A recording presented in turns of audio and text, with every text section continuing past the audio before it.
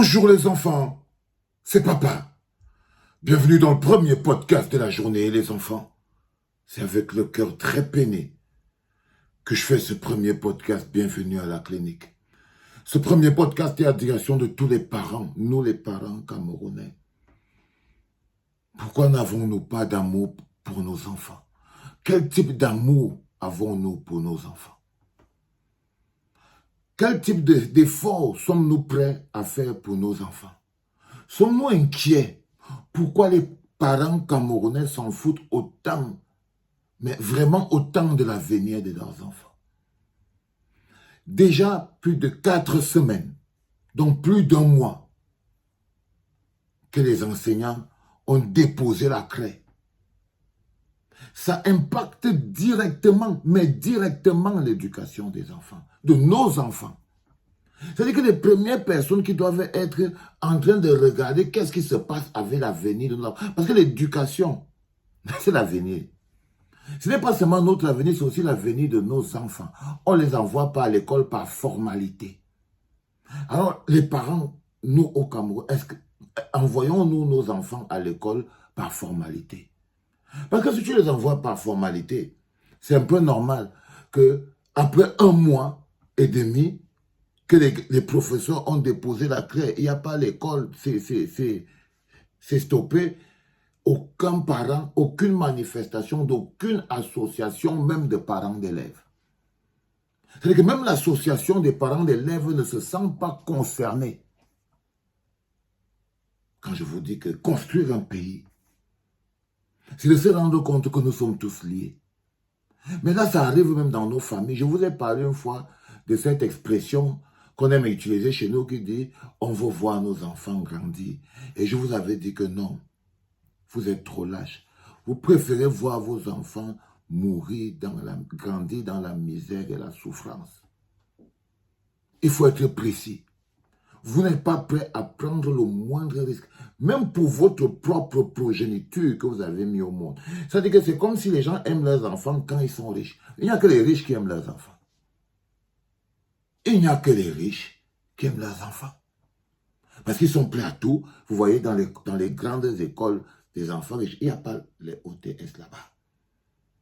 Quand vous regardez la retraite, est-ce qu'il y a pas le déposage de la craie là-bas?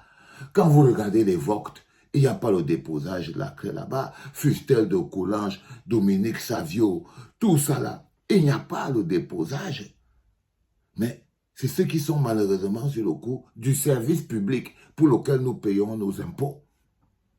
Et je me rends compte qu'en fait, c'est dans les écoles où il y a les plus démunis. Ce sont dans les écoles des démunis qu'il y a la grève. C'est aussi pour ça que ça bloque. Parce qu'en fait, le déposage de la craie ne s'est fait que dans les écoles les plus démunies. Vous voyez, on dit lycée de Tokombere, CF de Girgidis, alors que nous on vit dans le pays de tant que Yaoundé respire, le Cameroun vit. Ça veut dire que si on n'a pas encore déposé la craie au lycée Leclerc, ça ne va pas bouger. Mais nous les parents, pensez-vous vraiment que les revendications des enseignants peuvent être prises en compte, peuvent être prises au sérieux sans la parole des parents? Sans la parole des parents? Ne voyez-vous pas une occasion de pouvoir apprendre aux enfants?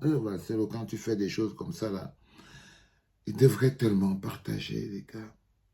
Est-ce que mes gars sont là? Est-ce que mes gars sûrs sont là, les gars?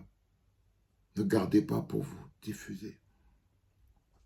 Parce que, vous voyez, si jamais les parents ne s'impliquent pas, la chaîne est incomplète.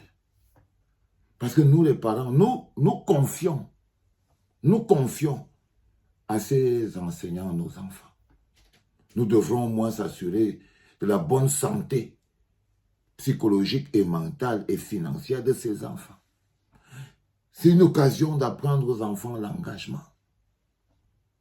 Parce que si les enfants, les élèves ne sont même pas intéressés par le sort de leurs enseignants, quand on vous dit que la société divise, c'est pour le tribalisme seulement qui est venu diviser cette société.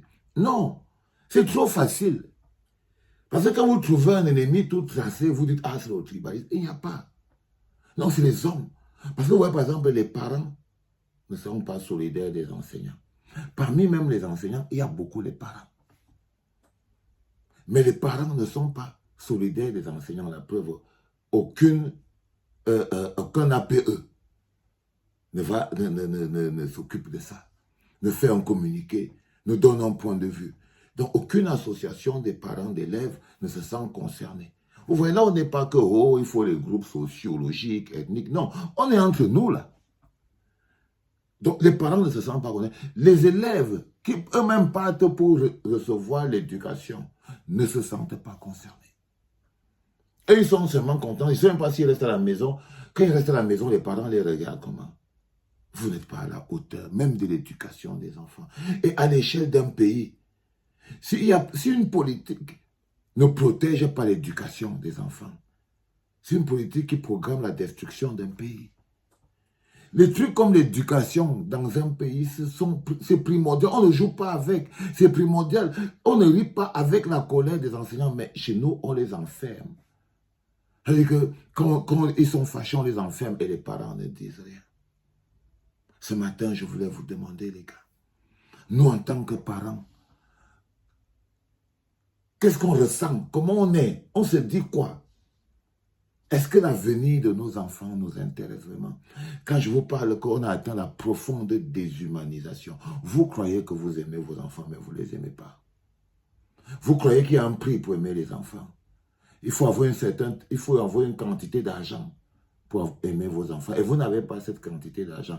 En fait, l'amour pour les enfants, c'est un luxe pour les riches au Cameroun. Et que les pauvres ne sont pas prêts à prendre le moindre risque. Ils sont même prêts à les jeter, à les sacrifier. Parce que tous les trucs que vous voyez là, les OTS et tout, ce n'est pas dans les grands collèges. Ce n'est pas dans les grands collèges à Douala. Ce n'est pas dans les grands collèges à Yaoundé. Pas du tout. Pas du tout. C'est dans les coins reculés et dans les collèges qui ne sont pas beaucoup sur le service public et qui ne sont pas très fameux. Mais c'est ça que j'ai encore à vous dire que les parents là-bas, ils s'en foutent. Vous partez faire ça dans un collège ou bien à lycée Leclerc ou à Dominique Savio ou bien à un collège La Gaîté là-bas, derrière chez moi là-bas. Si vous partez faire ça là-bas, vous allez voir les grands-parents, les tétés vont dire que les enfants ne partent pas à l'école. Les tétés vont dire que les enfants ne partent pas à l'école. Ça va être compliqué. Ça va être les riches. Et là, les riches, ils veulent bien que leurs enfants les succèdent. Et ils bossent pour ça. Mais je crois qu'on a tellement déshumanisé notre société que même les parents, Seigneur, vous voyez jusqu'à où on est arrivé, les gars. Même les parents, même l'amour, il n'y a plus. Parce que le ngémé même conditionne l'amour. Ça veut dire qu'il n'y a pas l'amour dans la famille du ngémé. L'enfant est une charge. L'école est une formalité. On surveille. Déjà, je comprends que si vous ne surveillez même pas les devoirs, si vous ne surveillez pas le suivi, comment même ça va vous intéresser si à l'école ou pas? Vous voyez votre rôle, les gars. Parce que ça ne devait pas être normal. Toutes les associations. Et ça, c'est pas seulement dans les écoles où on a déposé la craie. Ça devait être un mouvement national pour dire que si ça arrivait là-bas, il ne faut pas que ça arrive ici. Ça devait être un mouvement national. Ça aurait construit un peuple.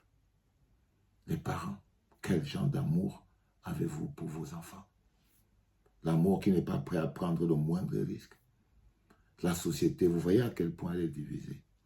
Même dans la chaîne parents, étudiants, enseignants, il n'y a pas de liaison.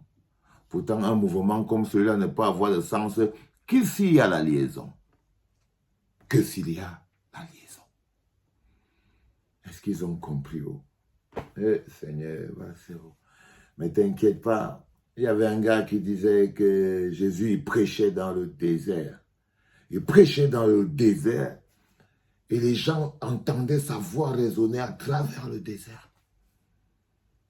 Et ils suivaient la voix. J'ai la foi. J'ai l'espoir. C'était papa.